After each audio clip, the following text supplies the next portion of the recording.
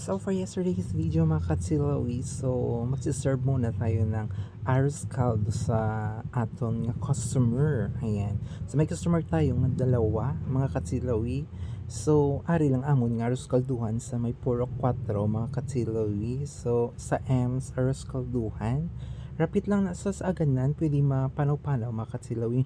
Manamit gid na ilang arroz caldo mga katsilawi. So kung matilawan mo daw paryog is na kay tilawi ako kanamit, 'di ba? Super super gyud ta kanamit.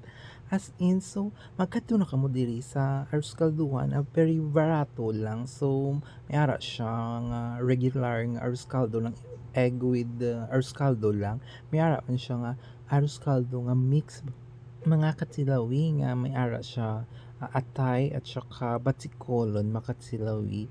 So may ara man siya nga chicken nga arroz caldo. So pwede gid ka mo diri kapili kung ano inyo nga gusto makatilawi o diba. So ani nagkakaon kami makatilawi, manamit siya bisan wala pa siya sang timpla makatilawi like ano ra patis or pepper, ayan. So manamit gid makatilawi